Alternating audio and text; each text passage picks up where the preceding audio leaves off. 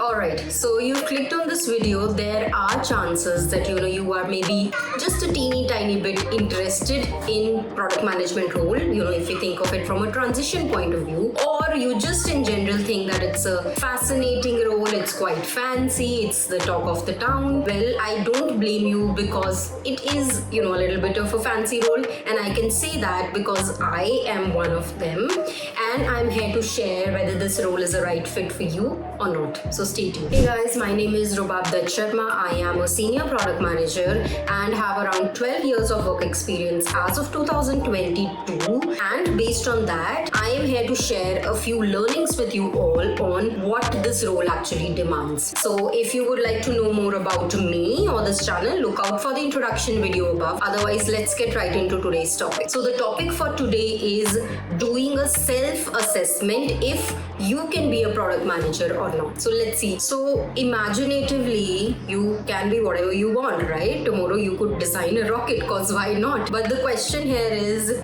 do you think you can be a product man? Like, do you have that in you or not? Do you possess all these qualities or not? So let's see. I'm going to divide this video into two parts. The first one being, you can be a product manager if you want the following, and you cannot be a product manager if you want the following. So it's going to be a list of 10 in each of these sections. Don't worry about taking notes as and when I'm speaking, because I'm going to also provide a PDF towards the end which you can download and keep it handy. But obviously that is just going to be like bullet points of list. To understand what each bullet points means, you still have to watch the entire video, so don't skip it and just download the PDF. Now starting off with the self-assessment, first one is you can be a PM if, the first point, if you have an empathetic nature. So why is that important for a product manager? The reason being that product managers, they need to think about a problem which the users are actually facing, and then come up with the most optimal solution to solve that problem. So if you're not empathetic by nature, you will not be able to identify the user's problem. Like, you will not be able to put yourself in the user's shoes and think from their perspective on what exactly are they not able to do, like what are they actually struggling with. So that empathetic nature is really going to help if you want to be a product manager, and if you already have that in your nature, that's a great thing. That's a great start. The reason empathy is important is because the product managers, whatever decisions that they take throughout their career, they have to keep users at the center of it. So I preach this very often. If a product is not solving any problem, there is no point building the product. Like, if a product is only making money, it can only make money for a certain amount of time if the problem is not getting solved. Whereas on the other hand, if a product manager has recognized that this person or this user persona is facing this problem, we should find a solution for that. That business in itself is going to sustain for a long time. So having that empathetic nature is going to really help a product manager succeed in their career. Now the second thing, you can be a PM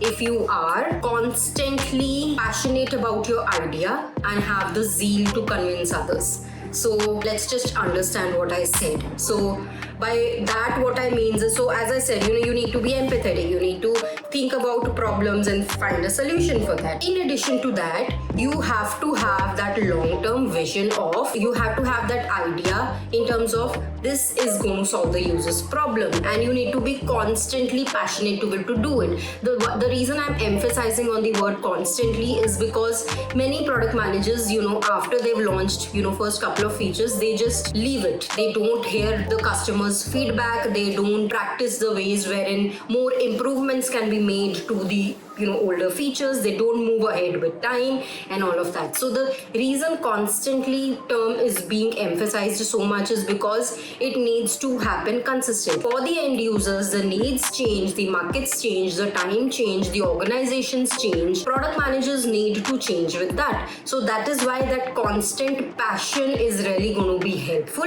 If a product manager at certain point lacks that, like if they leave the feature as it is after a certain amount of time, that's not going to help them. So, that constant passion is going to be very helpful.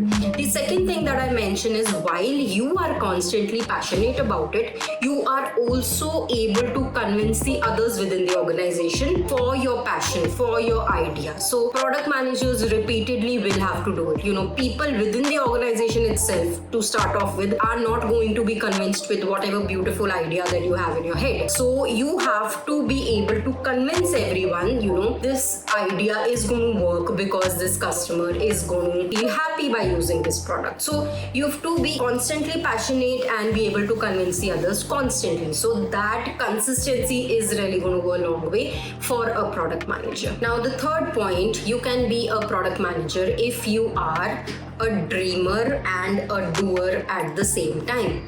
So what does that mean is, so I've seen a couple of product managers who are just at a higher level surface are contributing. I'm just going to talk to customers, whereas I'm not going to work with the engineering teams because it's not my job. So that is not going to work. While you have that dream and you have that passion, you have that idea, it's great, but you also simultaneously need to be able to work with the engineers, with the designers, with the data teams to build that product. So you have to find balance between both of these, because there is no other person who can tell your idea in a better way than yourself. If you want engineers to build your product, if you want designers to build your product, you have to convey that yourself. You cannot expect someone else in the middle conveying your idea to the engineers to build it. So while you have all of that idea in your head, you have to be able to also be on the ground to be able to build it from scratch. Provide feedback to the engineers, provide feedback to the designers, collect the customer feedback yourself. So you have to do all these things simultaneously, not just sitting at the top and giving instructions to someone else to translate your idea to get the work done. You have to do that yourself. So it's very important. You can really be a product manager if you think you can be on the field and get things done, at the same time are able to build out a beautiful product strategy based on the idea that you have. So both of these things are going to be really helpful if you really want to be a product manager. Now the fourth point, so you can be a product manager if your decision making capabilities are good as hell. Excuse me for that, but that is a requirement. Like hundreds of people every day are going to come to you and ask you, what do we do? So product managers should have very good decision making capabilities, because every step of the way they have to make hundreds of decisions every day. Like taking a decision of which feature to build first, taking a decision on which bug to fix first, taking a decision on which stakeholder is more important, taking a decision on which design is going to help the users most, taking a decision on which customer feedback to be built first. So at every step of the way in your daily routines, I'm saying that in your daily routines, you will have to make a lot of decisions. So you have to be really very good at decision making. If you think you have that in you, you are going to be successful in the role. And if you think you're going to be confused most of the time when people ask you for something, then probably you should think about it. But decision making capabilities are something that a product manager 100% needs to possess. Now the fifth thing, you can be a product manager if you are planned, if you are organized.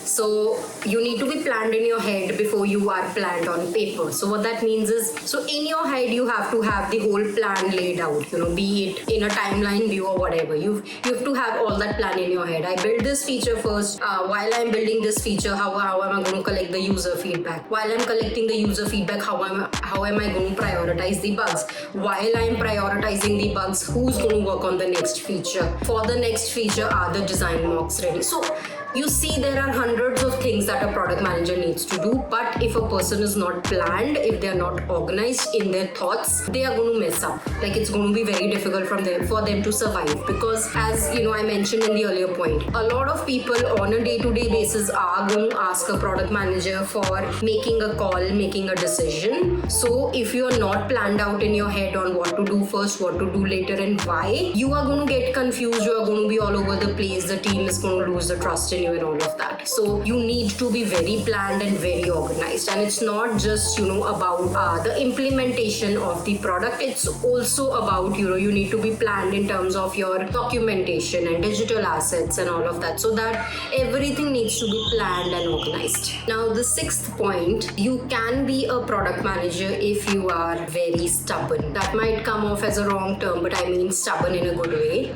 Like, if you are very adamant that you want the results that you want to see the product built in a way that you envisioned it, you want to get the product built in a way that's actually going to benefit the customers and is going to improve their efficiency, you are going to be a successful PM. You have to be very adamant and stubborn about it in the way that things are going to get done. So, take it in a positive way. Like, it doesn't have to be a personality, doesn't need to be stubborn, but your all the reasoning that you have when you are making decisions in the field, it needs to be data backed, and you have got to make sure that whatever is going to work the best for customer is something that's getting built, and you're able to communicate all of your ideas to the team and get it built in the same way. Like, there are very less compromises that are being made in the product that's get built. If you notice, I said very less compromises because in the real scenario, we all know, like, there are a lot of compromises that gets made when a product gets developed because of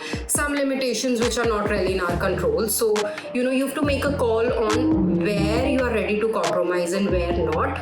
So that stubborn nature is going to be really helpful. If, I think you might have seen that picture wherein, there is a picture of, a horse, I think, of what a client expected and then what the engineering team built, right? So they are completely different. It's actually a funny image. So this point actually relates to that. So you have to make sure that 80 to 90% of what the actual picture was actually gets built.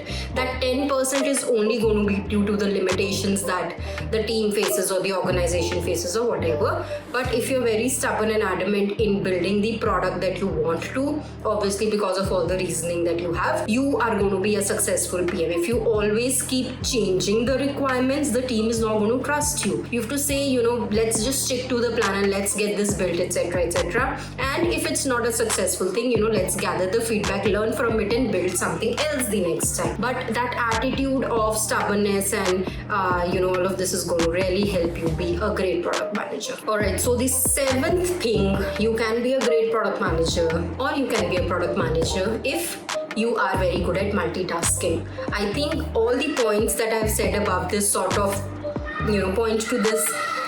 There are a lot of things that a product manager will have to do. It's not just working with engineering squad, it's working with multiple stakeholders within the organization to get the product built, not just within the organization, even outside the organization in terms of customers and clients and all of that. So you have to be very good at multitasking. You cannot expect to compromise on one thing just because you don't have time. You have to be really good at multitasking. This also sort of combines to the point that I mentioned earlier, that you have to be quite planned.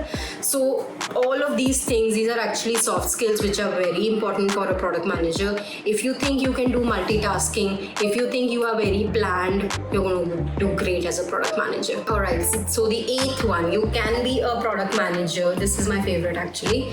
If you have an art of saying no. So what that means is, just before this I said you're going to be working with multiple people within the organization. You're going to have hundreds of things to do every day. So there are going to be a lot of requests. You have to, sort of make a decision. As I said earlier, you have to prioritize and you have to say no to a lot of things. People can come off, with the requests that they want to, but you have to be very good at saying no. You have to be diplomatic. You're not going to fight with people in organization and say like, we don't have time, I'm not going to do it for you. You have to politely say no in a diplomatic way, explain why you said no and convince others that, you're not going to do this request for them because of XYZ reason. So, that also is a very important skill that a product manager needs. So the ninth thing, you can be a product manager if you are good at working with people right? So don't think you're a product manager, you are the god. I think some people think that, but you cannot build the product on your own. You might have a beautiful idea, you might have everything, but you cannot build it alone. You need people's help, and which means you have to find a way to work with them cordially. So what that means is you need to lead people when it's required. You need to be on the field when it's required. When even if you have to do the testing of a feature, you've got to do it. So you have to, most importantly, get out of the way when it's not required. There are certain things which engineering are very capable of making calls on. You don't have to sit on their head and unnecessarily create chaos.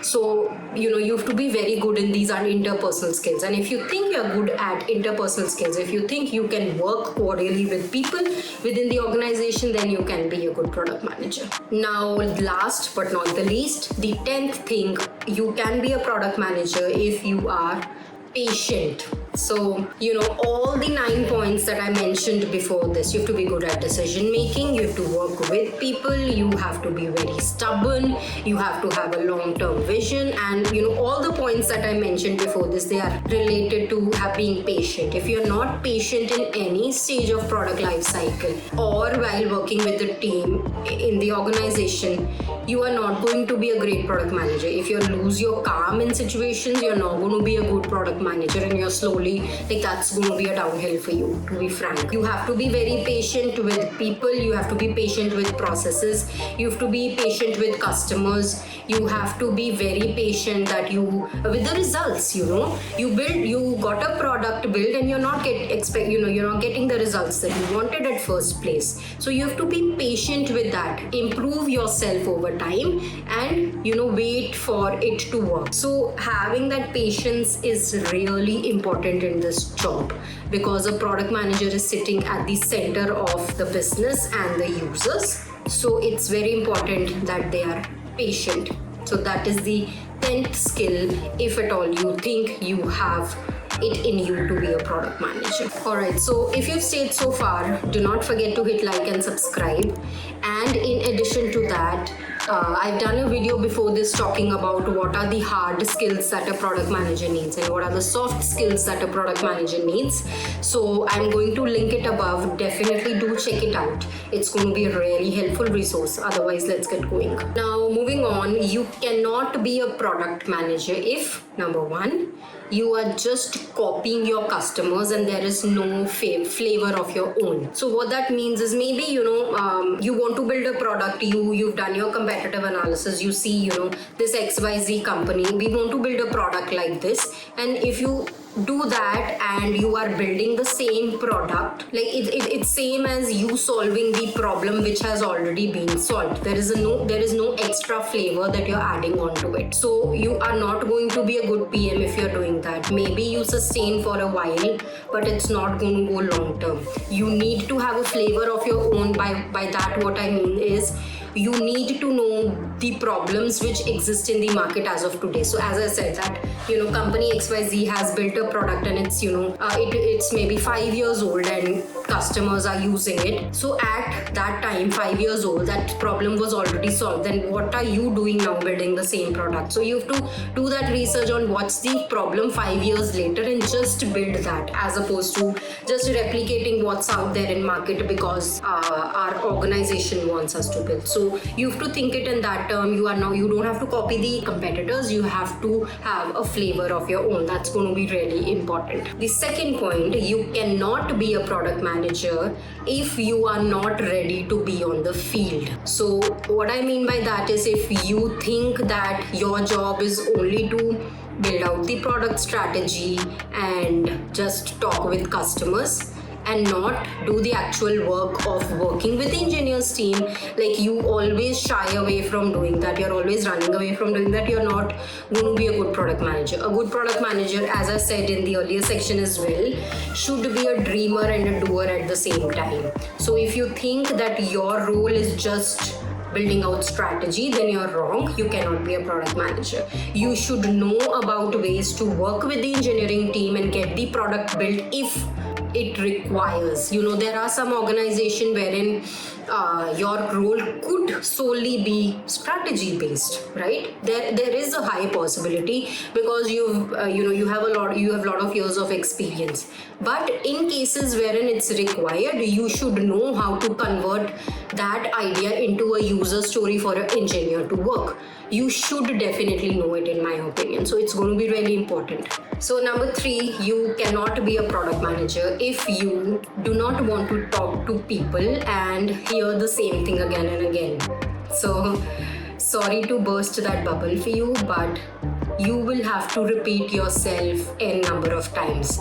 You have to explain your idea, you have to explain the requirements, you have to explain that problem statement n number of times to multiple people in different formats. So if you're not ready to do it, if you're just going to get irritated by it, then product management is not for you. It's because, as I said, product manager works with a lot of different people in the organization. Everyone has their own point of view. You've got to repeat the same thing. As an example, the way you translate your idea for engineers is going to be very different from the way you translate your idea for a salesperson or a marketing person or a go-to-market specialist. So you have to talk the same thing multiple times, and if you're not ready to do it, then I'm sorry, but product management is not the right role for you. Alright, the 4th thing, you should not be a product manager if you think that you are right all the time just because your gut is saying so. In other words, you're not data driven. So if you think, you're going to work with a team and say, I feel we should build this product because I just feel this. So you are not a right fit for product management. If you are data backed, like you say, I think we should build this product because this is how the user has behaved in the past, that is the right approach. If you think that you are right all the time just because you have the feeling and your gut says so, then you're not right fit for being a product manager. You have to be data driven. In addition to that, if you think you are going to be right all the time, while speaking with engineers, you think your say is the most important one and you are the most right person in the room, you are wrong. You are not a good fit for product manager role. So be ready to listen to other people's feedback, and because this is the reality, like you cannot be right all the time. Other people have opinions which are equally right, so you've got to find a balance between these two. So it sort of relates to working with people in the organization. It's going to be a very crucial aspect of being a product manager. The point number 5 of you cannot be a product manager if you are a people pleaser. So as I have been mentioning a lot in this video, that product managers are going to be getting questions from everybody in the organization, and everybody wants you to get the feature built or get their thing done. So if you're a people pleaser and if you're going to say yes to everyone, you're not going to get anything built. So as I said earlier as well, you've got to be diplomatic. You've got to have the skill of saying no. And if you're a people pleaser, you cannot say no, then product management role is not for you. Now, the point number 6, you cannot be a product manager if you cannot read emails and your messages every single day. So read that again. If you cannot read your emails and messages every single day, you cannot be a product manager, because as I said, you're going to be working with multiple people in and outside organization. People are going to rely on you for information, and you're not sitting with everybody at the same time in the same office. People are going to email you or people are going to message you. You've got to respond to them the same day if you're working, obviously. So you've got to make sure you're reading and responding to your emails and messages diligently without fail every day. It's going to be very, very important. You just cannot miss it. You cannot make an excuse that I'm busy and I don't have time to read emails. That's not going to work for a product manager. Now, the point number 7, you cannot be a product manager if you are unorganized and stressed, unplanned. So I think I mentioned so many times that as people are going to ask you for information. If you get stressed each time someone asks you for something, and if you're just all over the place, if you're overwhelmed all the time, which means you're not planned enough, right? So if you're not planned enough, if you've not organized your thoughts, you are going to really struggle in this role. So you've got to be very organized, very planned, very calm, very patient if you want to be a product manager. The point number 8, you cannot be a product manager if you do not want to convince others just because you are a product manager. Like if you think having that manager within your role makes you a manager and you supersede everything else, you're not a right fit for product management. So you are an individual contributor in the team. You are playing an equal part as engineers within the team. If you for some reason think you're above all of them and you don't want to explain people your reasoning just because, I don't know, you have it in your head that you are superior than them, then the product management role is not for you. Sorry to say, but it is not. Now, the last point is you cannot be a product manager if you do not like writing stuff down. So by writing, I don't mean like you have to have a pen and a paper each time. Obviously, you can have it. I personally have a pen and paper all the time. But writing stuff down, you don't like documentation, you cannot be a good product manager. You have to have documentation. Like, start at every single phase of a product life cycle. You need to have some documentation. Gathering user feedback, creating them into requirements, creating the product strategy, creating the product vision, keeping a track of all the bugs and all of that. You have to be really good at documentation. And if you think you don't want to create documents, don't want to write all of this thing, product management role is not for you. So you're going to really struggle if you are in the space wherein you're just not willing to put an effort to do this. Alright, so I hope this has given you an idea of whether product management role is a right fit for you or not. So I'm not saying that you need to possess 100% of both of these things. Even if you are good at 80% of them, I think it's definitely a good start. But I hope you do the self-assessment, get access to that PDF linked in this video and do that self-assessment yourself and see if you are ready to be a product manager. Now, if you think you're ready, I've done a video before this on how you can transition into a product management role from any background. So the link is above. Definitely go check it out. It's going to be really helpful for you if you're getting really serious about this thing. Oh yes, and do not forget to comment below on what your experiences have been, what is it that you currently struggle with and stuff like that. Do not forget to leave a comment below. I read 100% of my comments, so looking forward to that. If there's nothing else, see you all next week. Bye bye.